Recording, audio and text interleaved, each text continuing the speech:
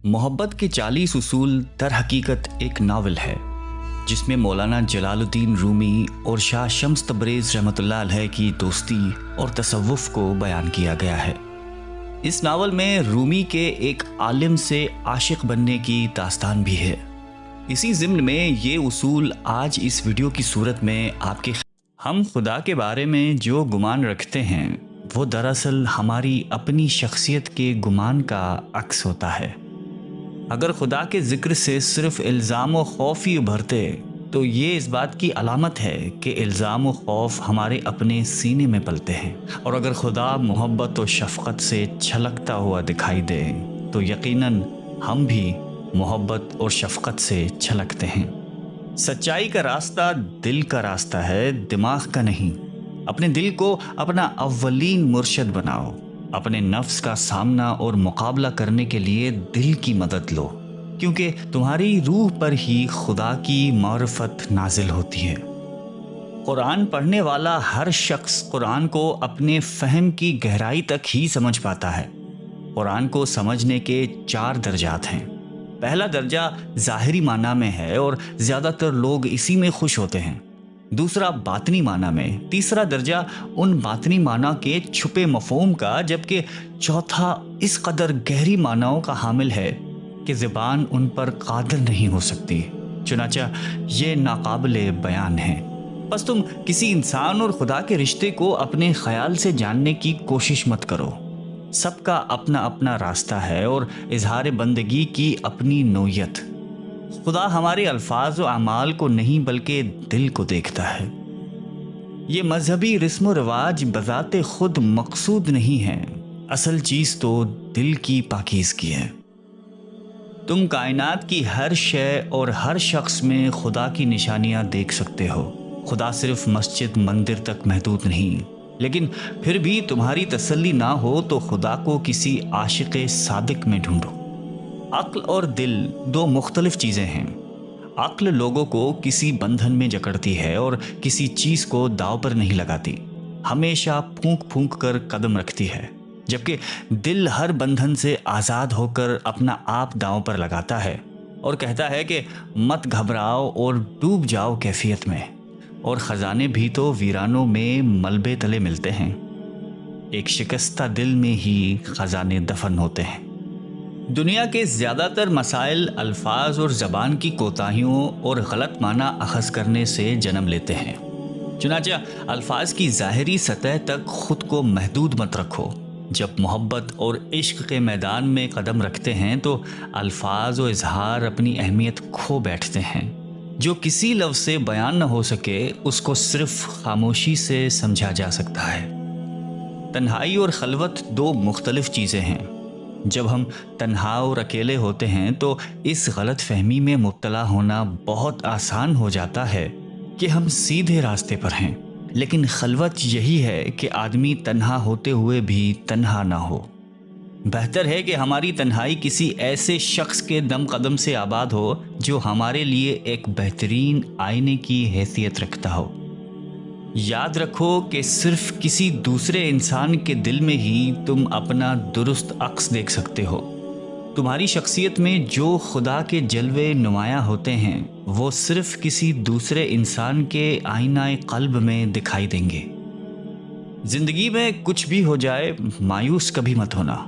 यकीन रखो कि जब हर दरवाज़ा बंद हो जाए तब भी कुदरत अपने बंदे के लिए नई राह ज़रूर खोलता है। जब सब कुछ अच्छा जा रहा हो उस वक्त शुक्र करना आसान है, लेकिन एक सूफी अता और बख्शिश के साथ साथ अपनी महरूमियों पर भी शुक्रगुजार होता है। सब्र इस बात का नाम नहीं है कि इंसान बेबसी के हाथों बर्दाश्त के अमल से गुजरता रहे, बल्कि सब्र यह है कि इंसान इतना दूर अंदेश हो कि कांटे को देखे तो तुम्हें फूल भी दिखाई दें। रात के घुप अंधेरे में सुबह सादिक का उजाला दिखाई दे। बेसब्री यह है कि इंसान इतना कम नज़र हो कि मामले के अंजाम से अनजान रहे। आशिकाने इलाही सब्र का दामन नहीं छोड़ते, क्योंकि वो अच्छी तरह जानते हैं कि पहली के बारीक चांद को माह कामिल में तब्दील होने के लिए कुछ वक्त ज़रूर गुजारना पड़ता है। मशरिक़, मग़रिब, शुमाल, जनूब, ان سب سے کوئی فرق نہیں پڑتا، تمہارے سفر کی سمت کوئی بھی ہو، بس ہر سفر کو اپنے اندر کا سفر بناؤ۔ جب تم اپنے اندر کا سفر کرتے ہو تو تمہارے ساتھ پوری کائنات سفر کرتی ہے۔ جس طرح ایک ماں کو بچے کی پیدائش کے لیے درد کے مرحلے سے گزرنا پڑتا ہے، اسی طرح ایک نئی شخصیت کو جنم دینے کے لیے تکلیف اٹھانی پڑتی ہے۔ جس طرح ایک دن کو اپنی روشنی پوری شدت کے ساتھ بکھیرنے کے لیے شدید گرمی برداشت کرنی پڑتی ہے، اس طرح محبت بھی دکھ اور درد کے بغیر تکمیل کو نہیں پہنچ سکتی۔ محبت کی تلاش ہمیں تبدیل کر کے رکھ دیتی ہے۔ راہ عشق سے ایسا کوئی مسافر نہیں گزرا جسے اس راہ نے پختگی عطا نہ کی ہو۔ جس لمحے تم محبت کی تلاش کا سفر شروع کرتے ہو، تمہارا ظاہر و باطن تبدیلی کے عمل سے گزرنا شروع کر دیتا ہے۔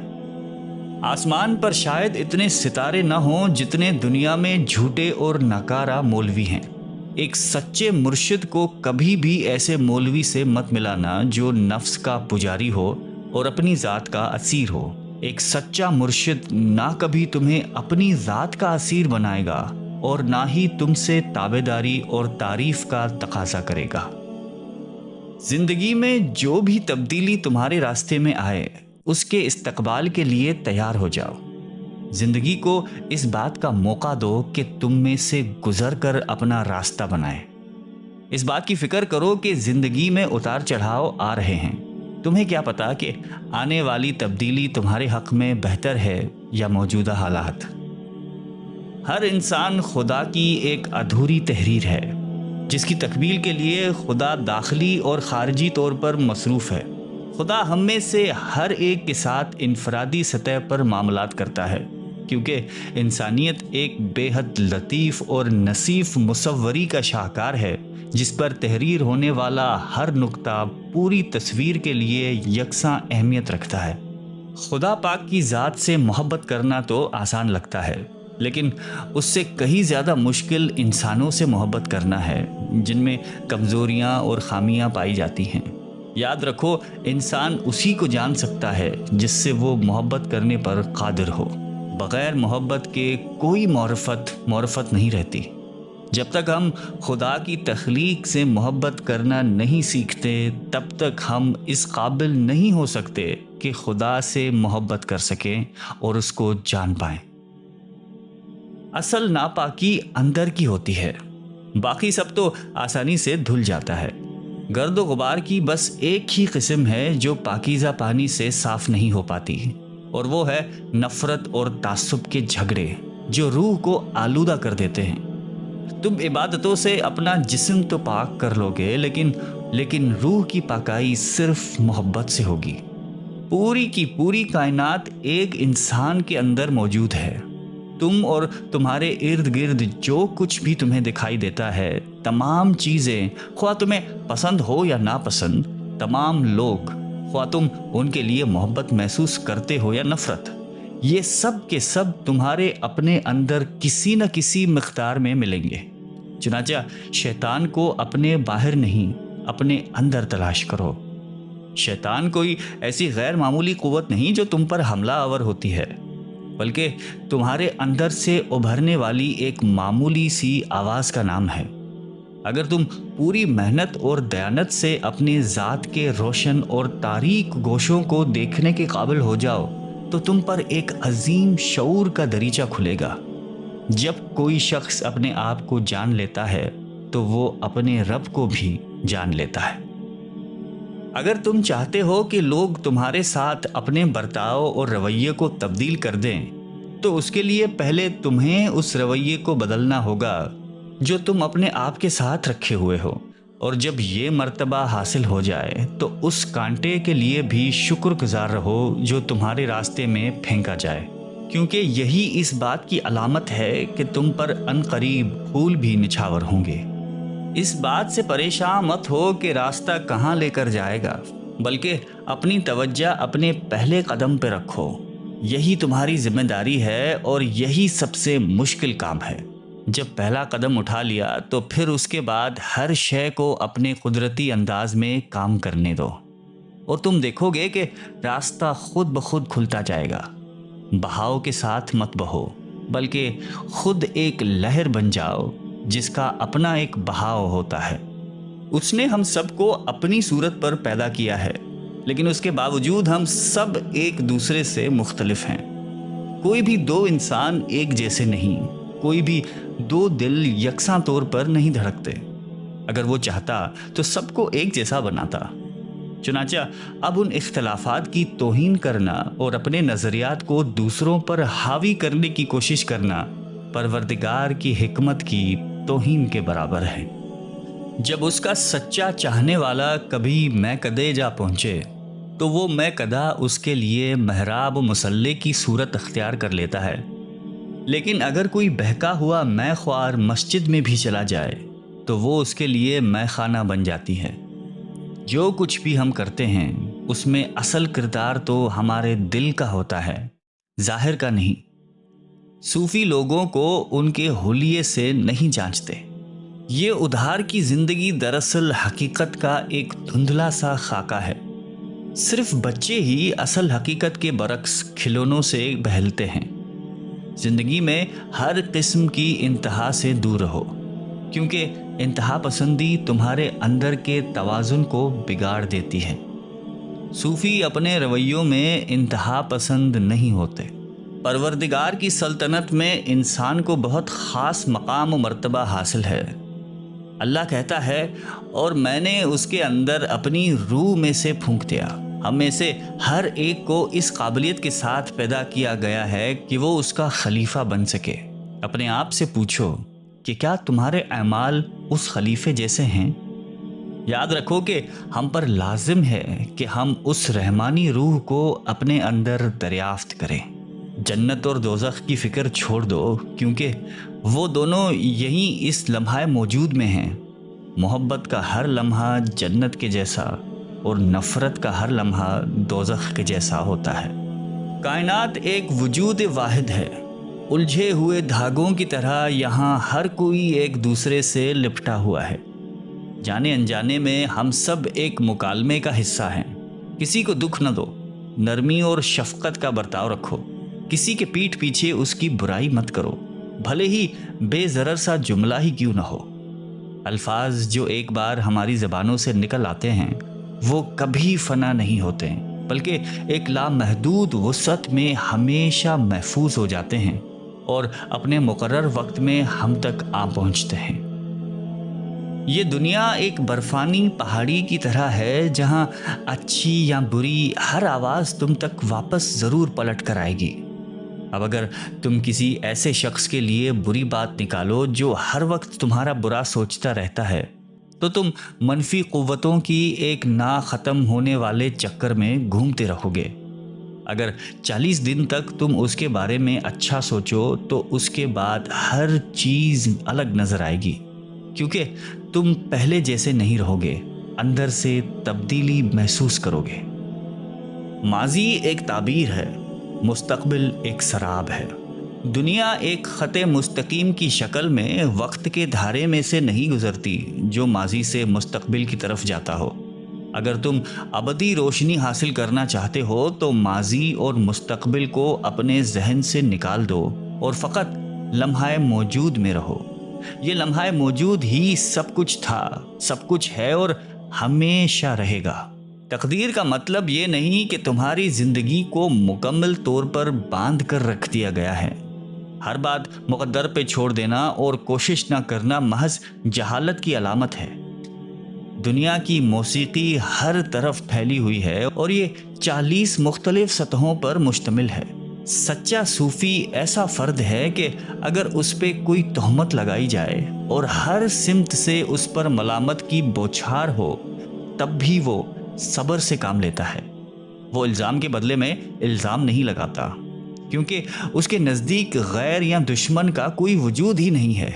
چنانچہ وہ کس طرح کسی کو اپنا دشمن یا مخالف سمجھے جبکہ وہاں ایک ہی واحد ذات کی جلوہ نمائی ہے۔ اگر تم اپنا ایمان مضبوط کرنا چاہتے ہو تو اپنے اندر کی سختی دور کرنا ہوگی۔ چٹان کی طرح مضبوط ایمان کے لیے کسی پرندے کی پروں سے بھی زیادہ نرم دل درکار ہے۔ زندگی میں بیماریاں، حادثات، نقصان، تمناؤں کا ٹوٹنا ہمارے ساتھ اس لیے ہوتا ہے تاکہ ہمارے دل نرم ہوں اور ہم خود غرضی سے بچ سکیں۔ حق تعالیٰ کے قریب ہونے کے لیے ضروری ہے کہ ہمارے دل اتنے کشادہ ہوں کہ تمام انسانیت اس میں سما سکے اور اس کے بعد بھی کافی محبت رہ جائے۔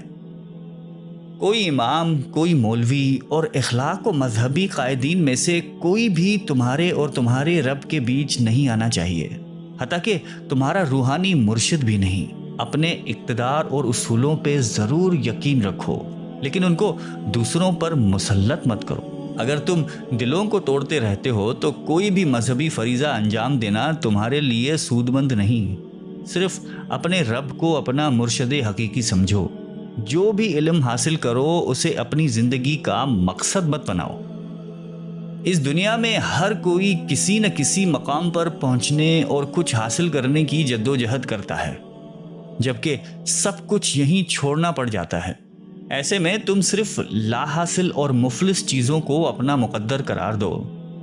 ہم ایک برتن کی طرح ہیں جس پر خواہ کتنی ہی نقش و نگاری کیوں نہ ہو، لیکن اس کا کارآمد ہونا اس کے اندر کی خلا کے سبب ہے۔